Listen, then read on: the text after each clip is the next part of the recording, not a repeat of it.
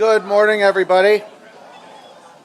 We're going to get started with this presentation this morning, and thank you all very much for coming to attend on a beautiful day here at Menominee Park for our opening day, as we call it, at the zoo, and with this wonderful new attraction we have here at Menominee Park. So thank you all for coming.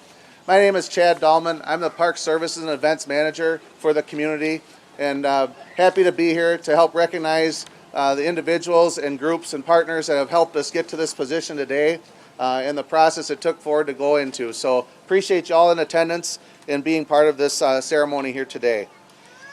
As we know, there's been a lot of transitions in Menominee Park with some of our services, also within our organization as we're working collaboratively with new groups and departments to come up with better plans, schemes, improvements for our park system and our quality of life. And today is definitely one of those things where we can recognize this. From the past year and a half, many people are aware that the old Menominee Park train that we transitioned from, that used to be in the core of the park, through services and things, we've had to figure out a way to make better, more conducive for us to function if we were going to stay in the amusement and attraction business to work from. Doing through our records and data to put together, it just wasn't feasible us to operate. But due to community support and people coming forward to come up with another idea of how to support and come forward with these types of attractions that have been a big standing part in this community for years in the past, and hopefully here going forward we can have these going forward with our new attraction here today. But many of these things do not come forward without your support, number one, and then coming back and going to our Common Council that help direct us in direction of how we try to implement these services and improve. We have numerous community partners involved just to make this transition happen, and I'd like to recognize a few of those for you here today before we have some special presenters up here in recognizing them. So first off, to our Mayor and Common Council. We appreciate them and doing there today. We have Deputy Mayor Carl Buelow and Councilman Joe Stevenson here that will be talking sooner than later. Special attention to some things that we've had happen here lately. Just with getting the logistics and everything set up here. The other night, Thursday night, the train arrived here at about 4:30 p.m. We've been waiting on this to take place, and expert towing and service came to help us get it unload, which was wonderful from that end. Lowe's came through and wanted to work with our Revenues Facility Manager, Jen McKellian, on developing an entrance zone for the train to go through. So they helped make this a great conductor's shuttle for us, and they hopefully can help with that throughout the summer. Discover Oshkosh for all their promotion and assistance and getting word out to the community. The Oshkosh Community Foundation for their continued financial support and recognizing people to be a part of this and how we develop these transitions and involvements going forward. Our city departments, our communications and engagement team, our park services, GIS, public works operations, and our transit, all working with us on the development and the whole logistic program of putting this together, from signage to setting up streets to putting concrete to make accessible routes that are safe for this operation to go forward, to the media services that we have. It's just a great collaborative effort, and can't thank people enough for being a part of that. But most importantly today, we couldn't do it without the financial support and the involvement with the Community Foundation. And I'd first like to have Deputy Mayor Carl Buelow and Joe Stevenson come up to say a few words. Good morning. I'm Carl Buelow. And I'm Joe Stevenson. We're on Oshkosh Common Council. Wanted to thank and welcome you all to this. I think it's really important to make sure that you get involved. We heard from people over and over again that throughout the generations they have made memories on the train at Menominee Park. And as Chad said, even though that we knew that the old train was no longer sustainable, we wanted to make sure that there was an opportunity for new generations to make memories. So I'd like to thank the city staff and all the partners, the foundation, Discover Oshkosh, to help make something that we know that people are going to enjoy for generations to come and make a lot of new memories. Yeah, I'll be brief. I think this thing looks awesome, right? I'm looking forward to some pictures in front of it.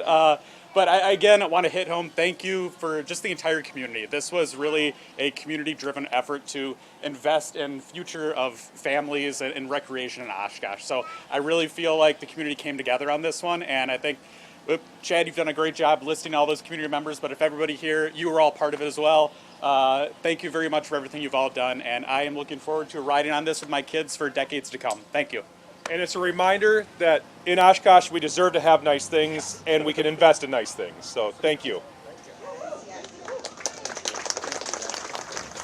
Thank you, gentlemen. Last but not least, I think more importantly, we know it takes financial assistance to make these things happen and going forward. And as I mentioned, the Community Foundation has been a great partner. Bill Wyman, Carlene Grabner, that have worked well with us through many different events and services that we have. But more importantly, I'd like to introduce Mr. Bill Wyman, the President and CEO of the Community Foundation, and representative from the WHW Family Foundation for Oshkosh B'gosh for bringing this full circle. Bill? Woo!